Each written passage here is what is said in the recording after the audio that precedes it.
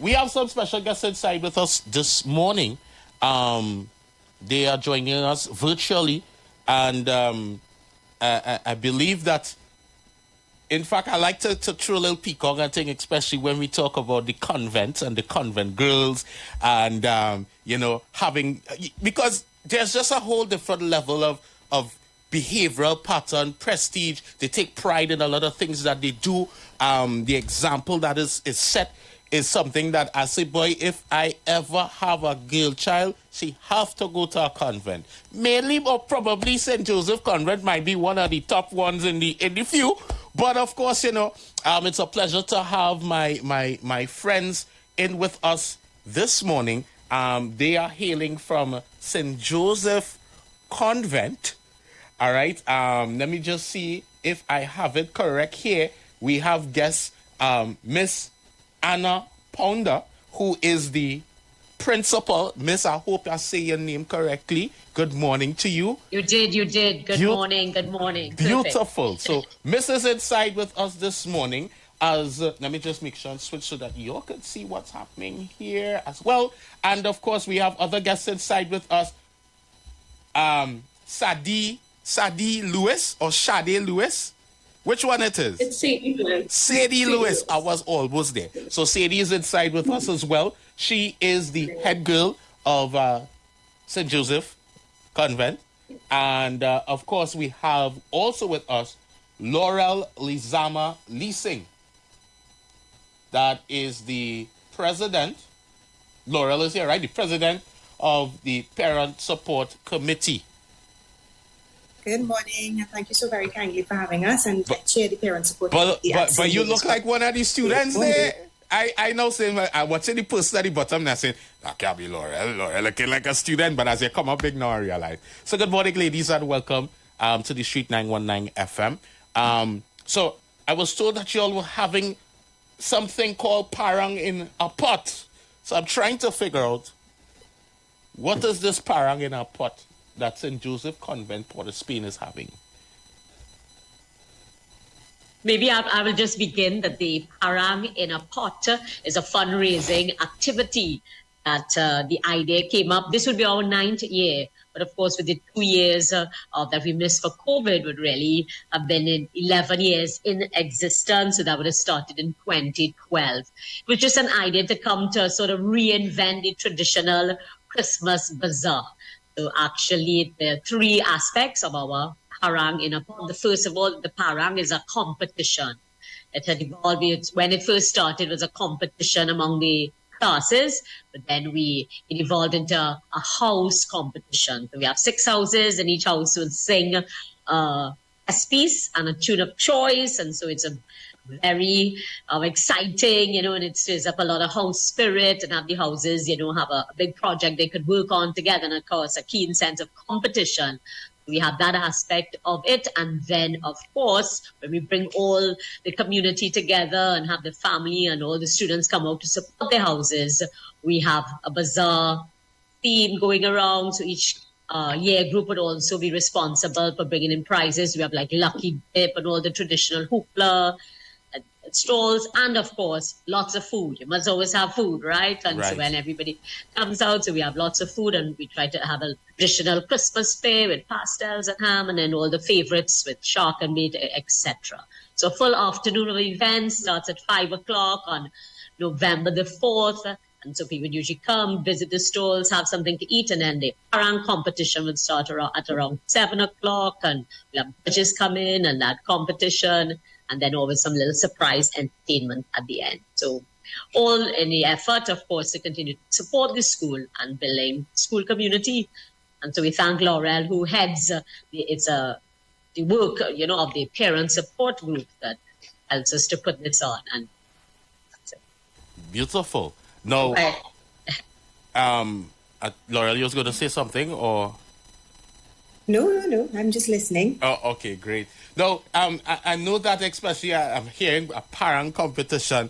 Being in the media for a while, one thing I know in terms of when it comes to singing, you can't beat you all with this competition and singing, especially around Christmas time.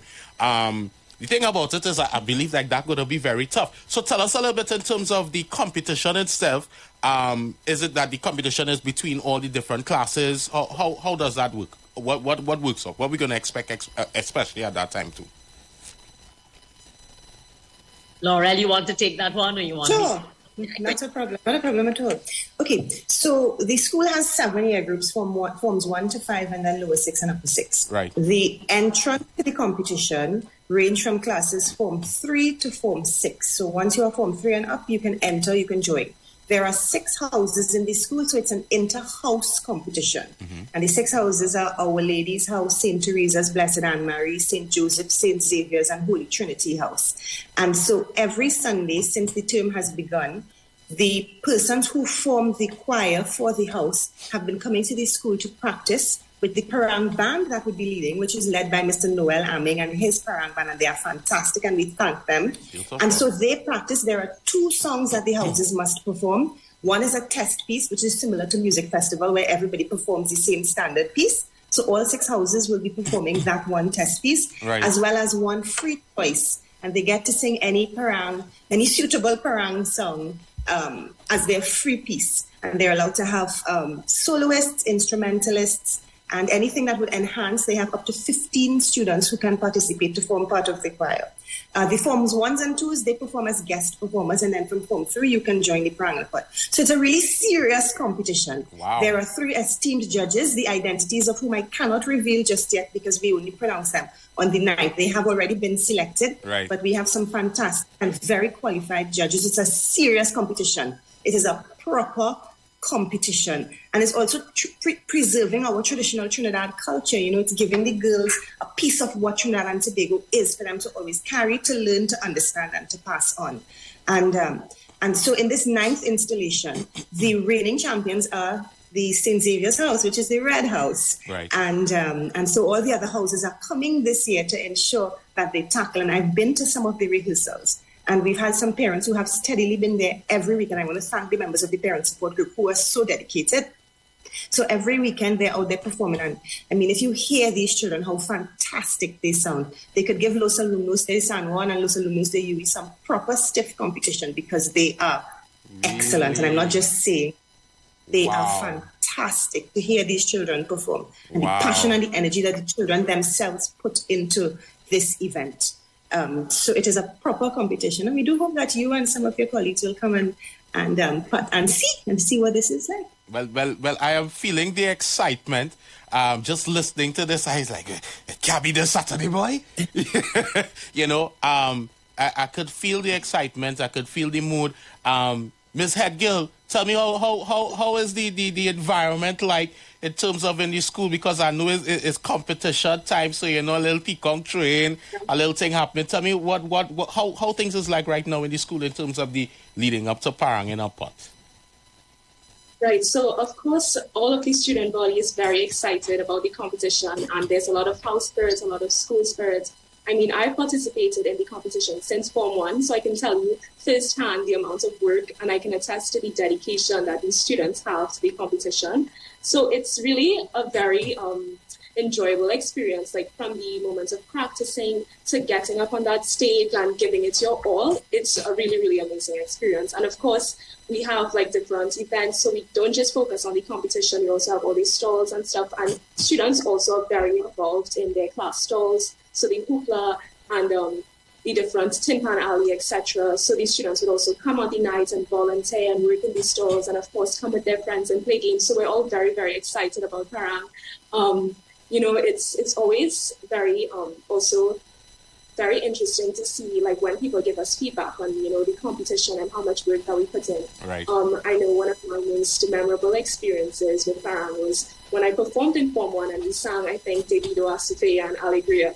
And somebody came up to me after, she's like, oh my goodness, you reminded me of Daisy, which of course is really high praise. But it was just so amazing to see how much they appreciated it. And that's something that I've always really kept with me, and it's motivated me to keep participating in the competition and encouraging other students to participate as well. Beautiful. You know, this is why I see this give St. Joseph Convent this big applause and praise, because she took away my next question, which was, since in Form 1 year inside, Tell me, what is your biggest and greatest memorable experience coming out of Parang in a Potters? This is now the 9th edition. But you already come and tell me, And, that's great. And one of the last things, because, time is short, it starts it's Saturday, the 4th of November. It starts at 5 p.m., right? This is happening at the St. Joseph Convent School, which is in Port of Spain, right? Correct, Port of Spain, yeah. Right. So, and of course, the admission fee. So for persons who would want to be a part of it, take part, to come to this, how they have to go through the whole to get in? Well, tickets are priced just at just $120. I mean, again, a lot for this wonderful, competition, high standard entertainment, and access to all the stalls. Tickets are available to any member of the parent support group, as well as through the school's office. We're 57 to 59 Pembroke Street. So you could come to this school or reach out to any member of the past pupils past parent support group, and through the school. You come, show up, come on the evening and come and have a lovely dinner, buy food, support the stalls, enjoy a great competition. Laurella, did I? Anywhere else? All of it for a really good cause. It's multi-dimensional. It's building community within St. Joseph's Convent. So the teachers, the students, the parents, the families, the friends all get to interact in one space. It's sharing the Christmas spirit. It's showcasing the talent of the children. It's teaching the children leadership because they manage their stalls. Each year group manages a different stall. And most importantly, all funds generated, it is a fundraiser. All funds generated are reinvested into the school for various projects, which include upgrade of some of the facilities, such as the washroom, repairs of the ceilings in the chapel and in some of the classrooms, and other things that are necessary for the school to ensure that the school fulfills its mandate of excellence in education. And so we really want to encourage the national community to support us as we support these girls who will be and who are the future of our wonderful country. And so this is an open invitation to all of Trinidad and Tobago to come and support. And I definitely second that, and I encourage people, make sure support. Even if it is a cash show, buy a ticket, give it away to somebody, let them come and enjoy an evening of splendid entertainment, competition, and nice high energy, especially when the Parang is concerned. We are in Christmas season.